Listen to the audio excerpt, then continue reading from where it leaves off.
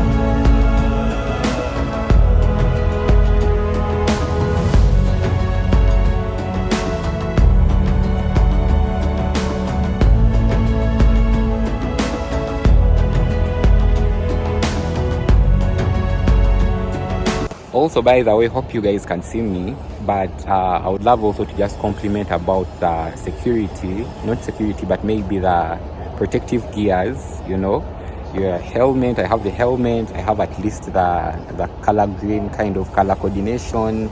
You don't come in here without, you know, boots or, you know, protective shoes.